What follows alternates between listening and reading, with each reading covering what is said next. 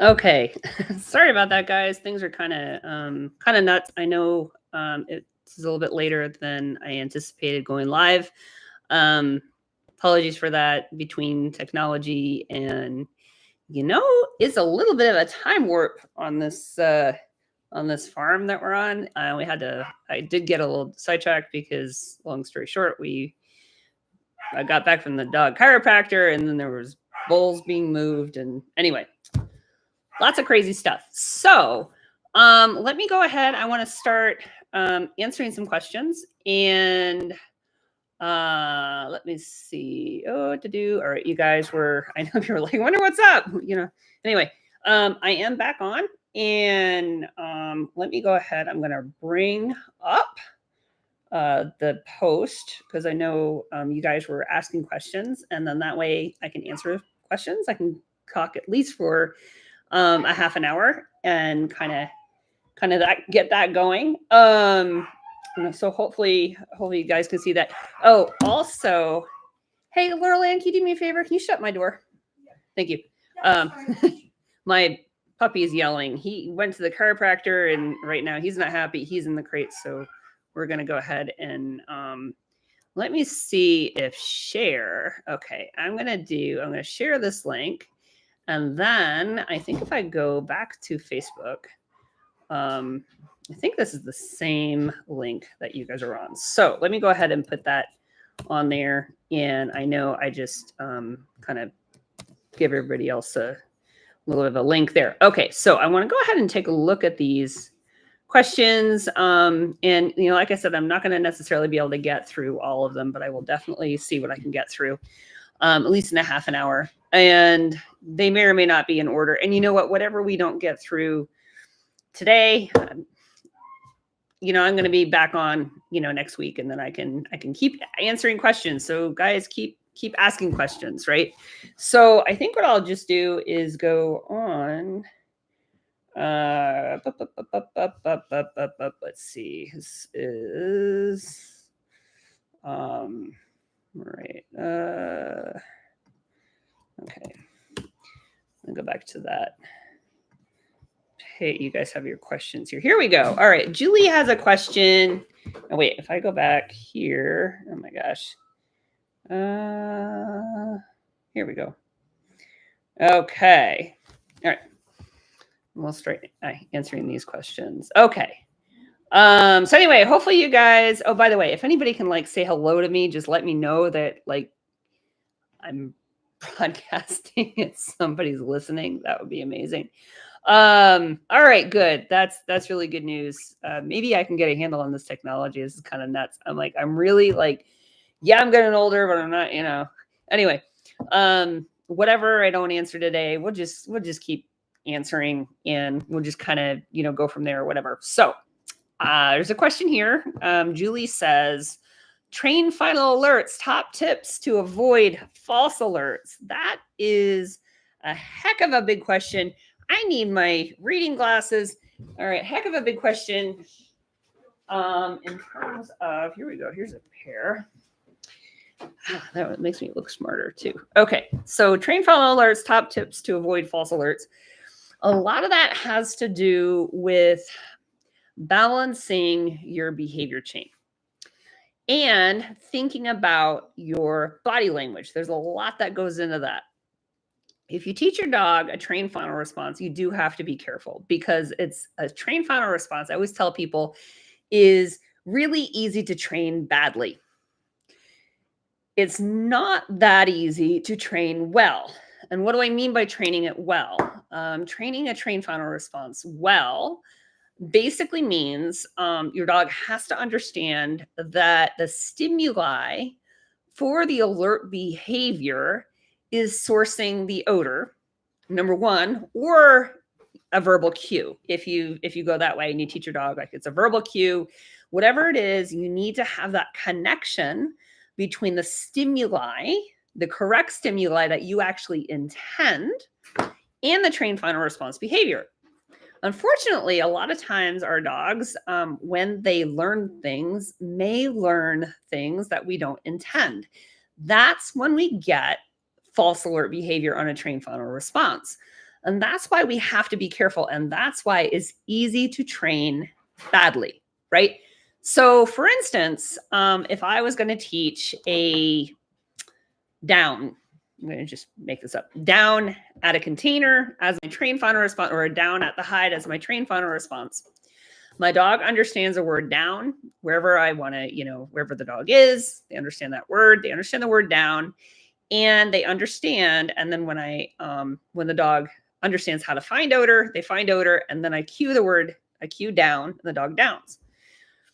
I have to be really careful that those are the only two reasons why my dog would down. Now, what happens is when we are not clear in our body language, if we're not clear in our communication, if we start putting our hand in our pocket for our cookies or toy or whatever, before the dog gets to the hide and before we cue down, what happens is our dogs are very astute, right? And they're going to start to notice those things. And even though we're not aware of them, they start thinking that there's another stimuli, that the stimuli isn't just I get to the hide or isn't just when my handler says down. It's also when my handler puts her hand in her pocket.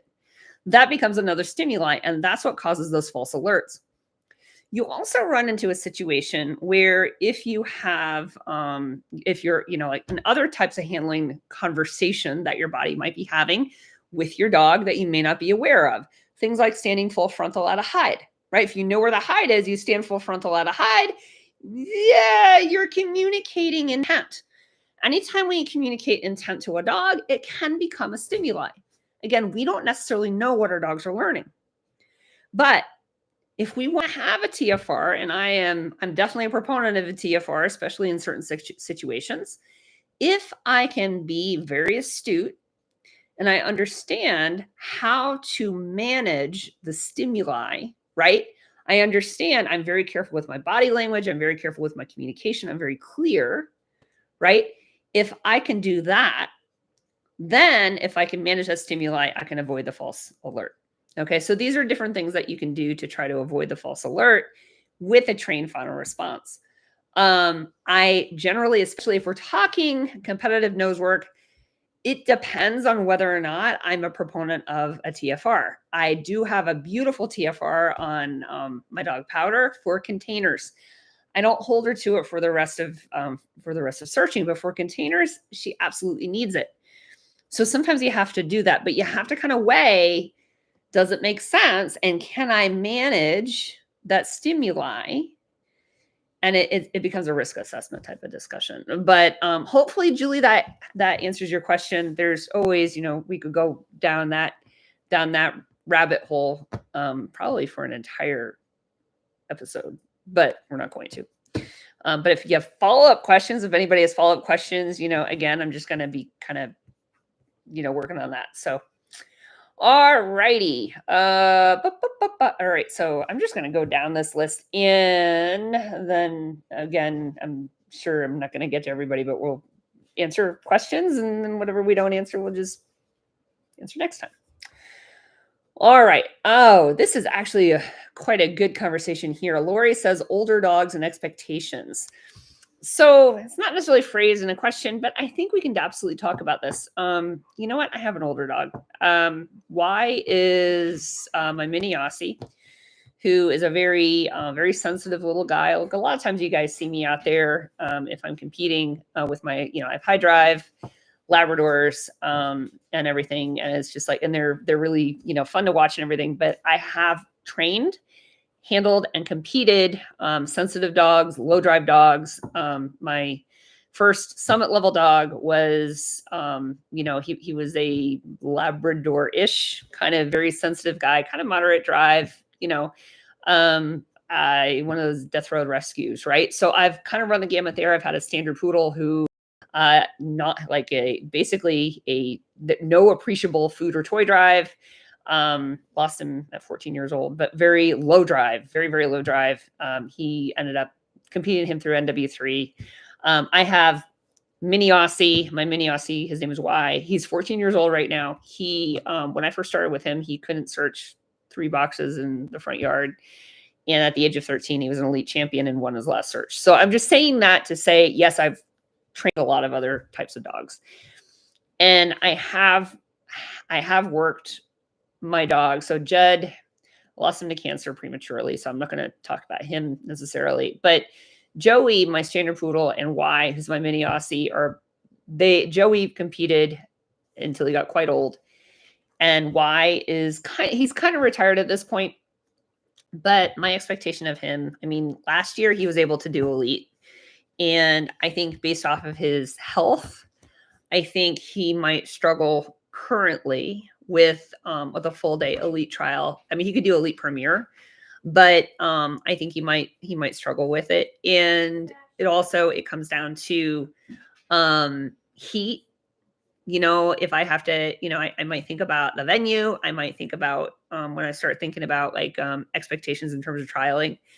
I'm going to look at the venue. I'm going to look at the weather, and I'm going to be ready to say, hey, this isn't going to be right for my dog. Sometimes it's easier said than done. And that's hard. Like we, as handlers with older dogs, especially if we have a history with them and we've competed with them, and these are, the relationship that we've developed with them, it can be hard as a handler and as their other half to make hard decisions and to kind of see things.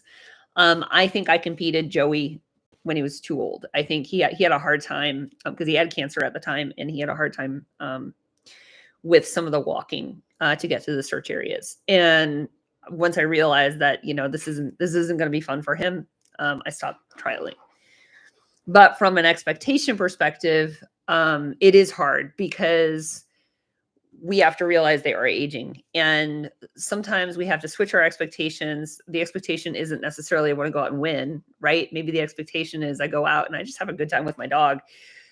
But the hard part is being a human. If the dog, when they were younger, did win and did do really well and had all that energy, it can be really hard to reset our own expectations. So sometimes it can actually just be helpful. This is Lori asked this question. Sometimes, Lori, it can be really helpful to just talk to a friend about it and get another perspective and go, hey, this is how I'm feeling. Is this, sanity check here? Am I asking too much? Are my feelings, and recognize that your feelings are valid. And there's a feeling of loss when our dogs get a little bit older, and trying to level set our expectations. There's definitely a real feeling of loss there. And anyway, I just wanted to say that I understand. So my heart goes out to everybody who, we're here with our aging dogs and we love our dogs. All right. Next question. I'm just kind of like, so going down the list. Okay. Katie, how would you train if you can't give food or toy rewards during trial searches? For example, inside search is up to 7 unknown hides and no food during the search. I would also be very happy if you would have a class that covered this topic or any source for me to look at. Okay, so Katie, I do believe you are not in the US, if I'm not mistaken, because that's not something that we necessarily deal with in the US, but is actually a really good example. So if you can't get food or a toy during a trial search, well, then you have to teach variable reward schedule. So what you need to be able to do there is to be able to teach your dog that it's then a behavior chain. It's basically chaining behaviors. So if you were to do, I'm going to use as an example, obedience, right? There's no food in the ring in obedience. It's hard. This is hard because in normal searching and normal trialing, we're used to that 1-to-1 reinforcement ratio, right? But if all of a sudden someone says like, oh, you can't reinforce, then we have to go to a variable reward schedule, which means that we actually have to train that. You can't just go in and go, okay, I'm not going to give you food today. I gave you food for the last several months at every single hide, or a toy for every single hide you ever did. And now not going to do it. Sorry. You can't do that, because at that point, the dog's going to be very confused and you're probably going to have a hard time getting that dog to work effectively.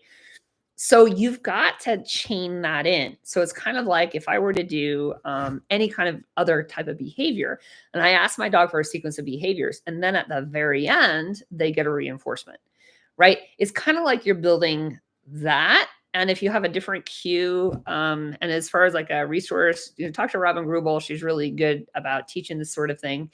She has a thing where because she doesn't, like with her FEMA dog, right?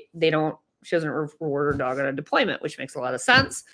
Where she would just clap her hands and say, find another. Thank you, find another. And that is the dog's cue for, all right, we finished that hide. We're going to go find another one. And then at the very end, she would make sure he would have a rewardable event so it can be rewarded for something.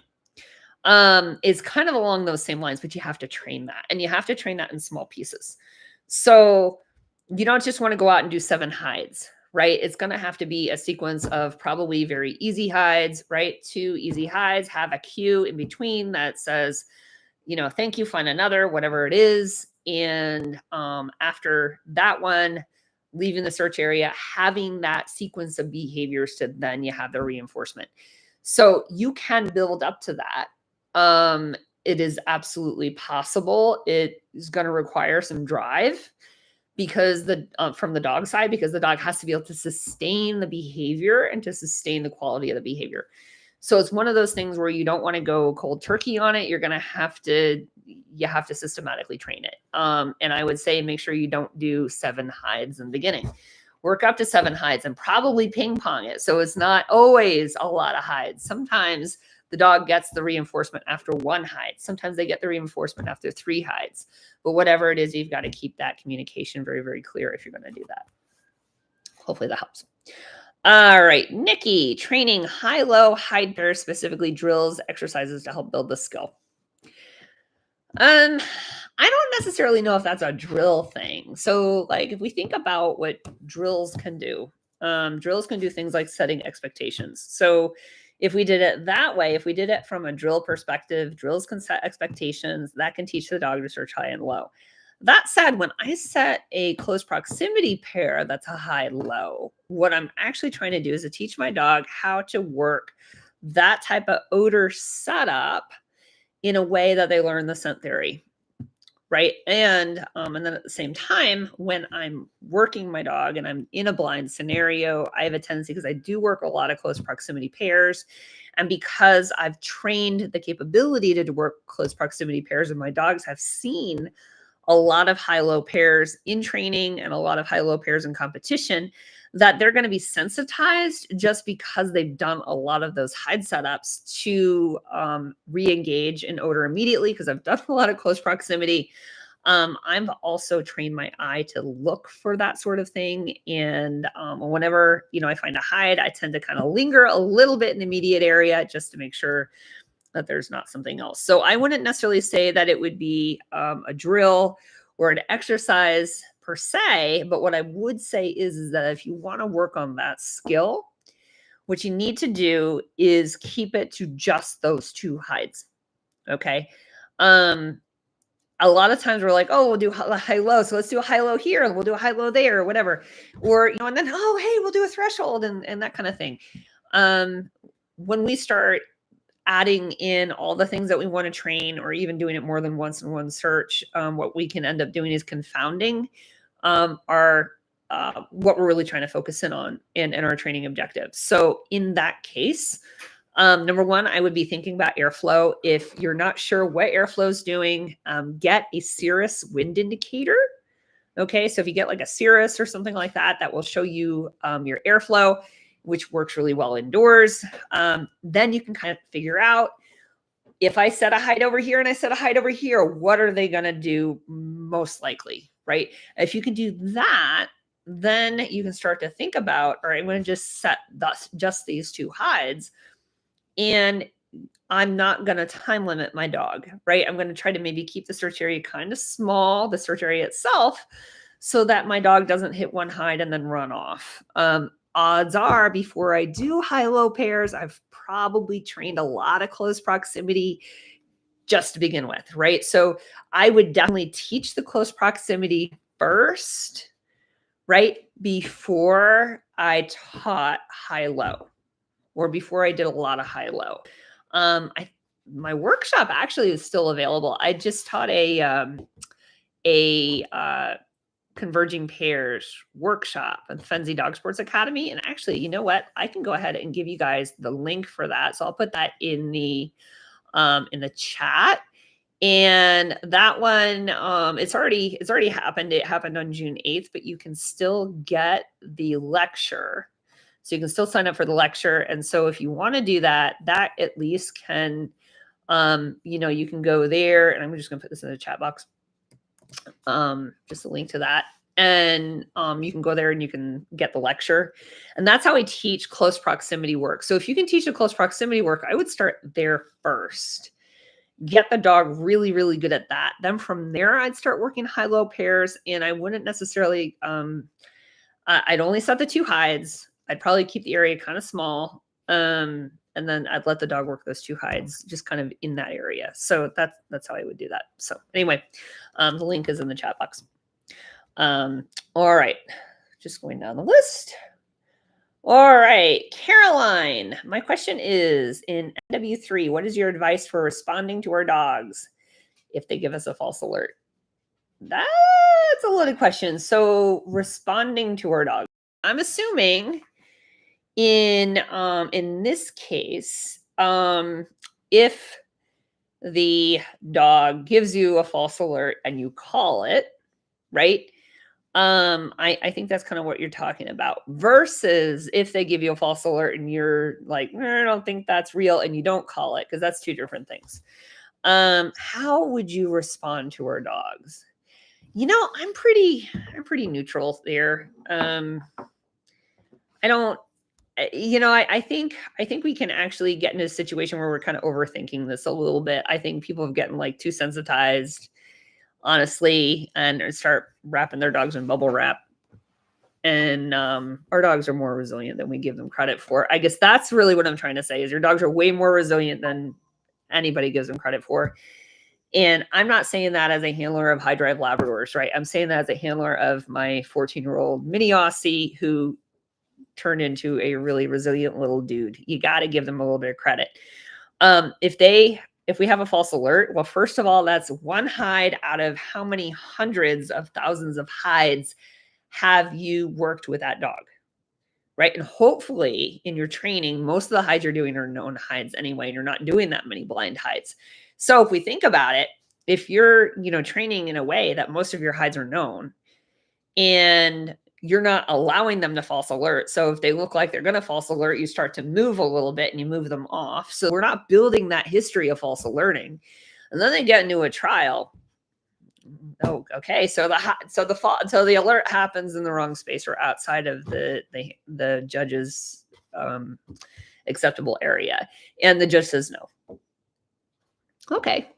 Like I said, your dog's a lot more resilient than a lot of people give them credit for, right? So that one, even if my dog insists, I'm like, judge says no. Sometimes the dogs are just confused. I had one situation where there's all this, actually it was why we were doing an elite select. He doubled down, he tripled down on this one area, and it was because the odor was dumping because of the airflow into this like bucket on the floor from a high hide, the only hide in the area, from across the room. And he's like, no, mom, it's here. And he was adamant, right? And he's like, then he starts like pawing at it. I'm like, dude, it's not there, right? Well, I didn't say dude. I just like, judge says no, let's go, let's move, right? And I just literally said, judge says no, right? And I just kind of rotate and we just kept moving. It was matter of fact, it's fine. Because what I need to do is I need to not make a big deal out of it. And if I don't make a big deal out of it, he's just going to keep working. I mean, he had done so many hundreds, if not thousands of hides with me up until that point, that one hide where, he alerted and he thought he was right and he didn't get paid for it, not a big deal. Right. So then, so we didn't get that hide. We actually didn't get that hide. We ran out of time because it was an elite select and there just wasn't enough time. But he came really close to finding it too. Dogs are not going to find correctly every single hide in their trialing career. And the higher the level they get, the more hides they're going to leave behind, or the more that you're going to call. Because again, it's the A word only comes out of the human's mouth. It doesn't come out of the dog's mouth, right? They don't bark alert, right?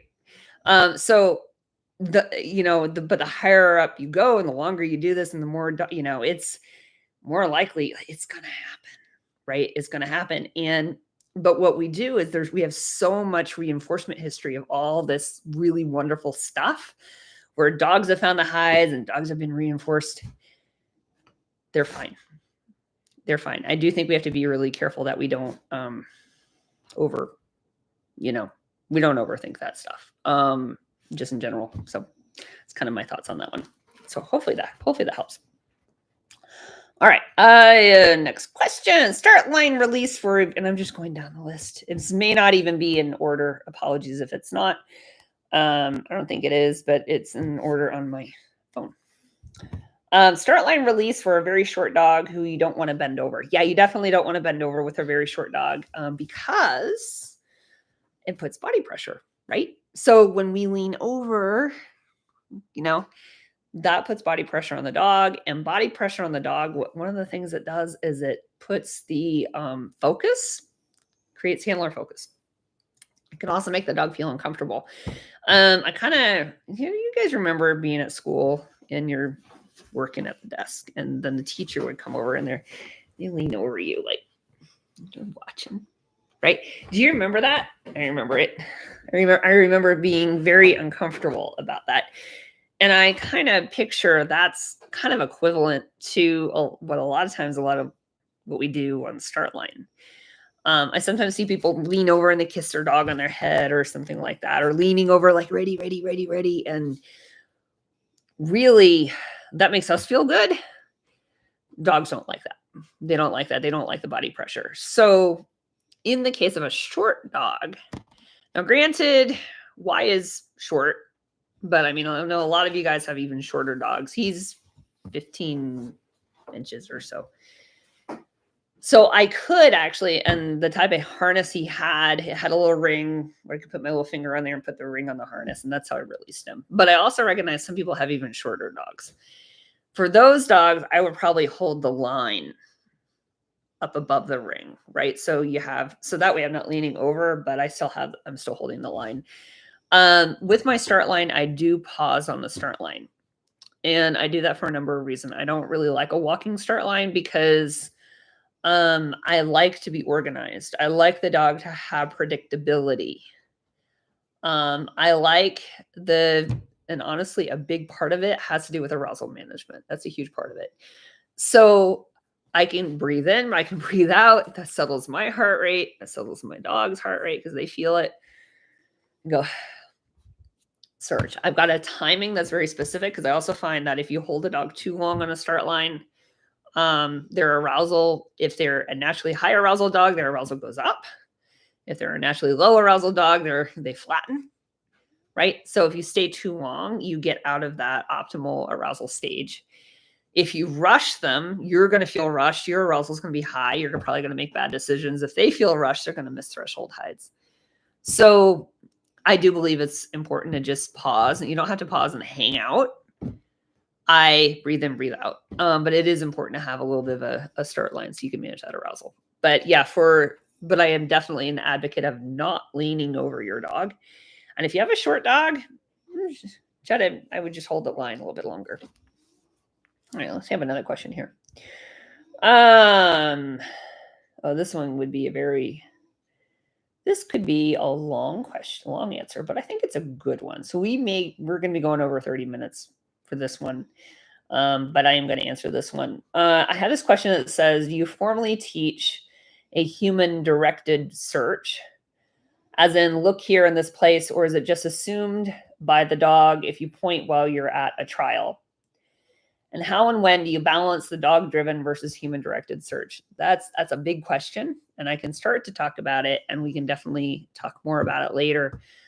First of all, I don't believe in an all-or-nothing approach to handling. I believe that in order to be an effective teammate, we have to be able to handle the full spectrum of how much influence we give the dog, all the way from hardly influence to we need to work in this area. And I build, so it's a whole thing. It's not just handling.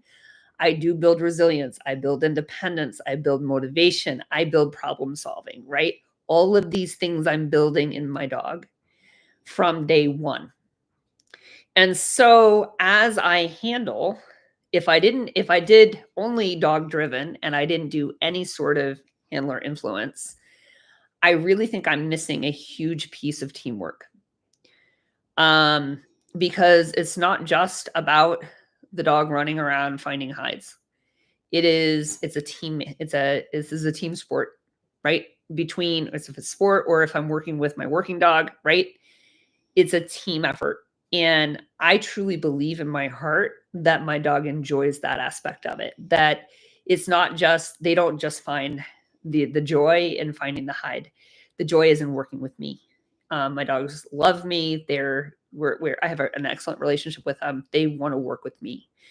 So part of that is being able to handle on that full spectrum is, how are we going to dance together? How are we going to work together in a way to be as effective as possible? And effectiveness is, it's also about fluency, right? So it's, how do I support my dog's fluency? How do I enhance my dog's fluency? How do I become a more fluent handler? And to do that, I am working along that full spectrum. So sometimes, yeah, I do want to do a little bit stronger influence. Sometimes I hardly influence at all. But in my mind, it is not an all or nothing application. It's a what makes sense in that moment, and handling in a way that is also supporting their independence. So that's actually my handling philosophy. So the question is, do you formally teach it? Well, in a lot of cases, my dog doesn't need it, because a lot of my handler communication is very naturally understood by the dog. If I rotate my shoulders, if I step back a little bit, if I release some pressure, if I take a step to the left, if I take a step to the right, all of these things, or even if I do a little hand sweep, all of these things don't need to be taught. Our dogs are really tremendous. And actually, if you go back, years, the earlier days of agility, Linda Mecklenburg had that book. Remember, if you did agility, which is all about the cues, and all of those cues were all basic, like what the dog just naturally understood. And we're going to find that those cues are still there when we're talking nose work, because it's just how you communicate with your dog. So I would like to understand how to use them, and that's what I do. So that's how I handle. Do I need to formally teach it? I don't really need to formally teach it. No. It really just comes down to, I need to be a really good listener, and I need to be a really good observer. So I teach what is called an observation and response loop, where I'm teaching the handler to observe and to respond appropriately, right? Because if you respond first and then you observe, that's when you get into trouble. But if you can observe and then respond, then you're usually in a pretty good spot. It's usually when we're in trouble, it's because we've responded before we observe, or our observation is not as astute enough as it could be. But that's not really a dog training thing. It's a training the handlers, not training the dog. So I don't know if I answered that question, Kristen, but that would be my answer on that one.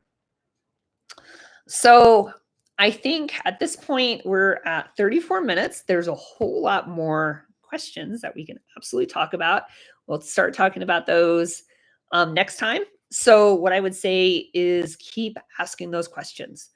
Definitely keep asking those questions. I will keep answering them. And then next week, we'll make sure we're on time. But hopefully this has been really helpful for you guys. I think this technology is going to work better. This stream is going to stay in my YouTube. So you'll have a chance, you can go back, or if you want to share it, let other people watch it. Feel free, go for, I'm not deleting it. I've got that YouTube channel. It's going to stay up there. You can access it through my training group page. You can access it through YouTube, whatever. And if you have a question and, I didn't answer it, post it in the group. You can post it under that same thread. Tag me if I don't see it. You can send me a message or whatever. We can make sure it's on that list. I'll put it in the queue and we'll just start answering these questions. So anyway, thanks a lot, guys, and have a go train and enjoy, and have a great evening, day, whatever, wherever you are. All right. Enjoy your dogs. All right. Bye, guys.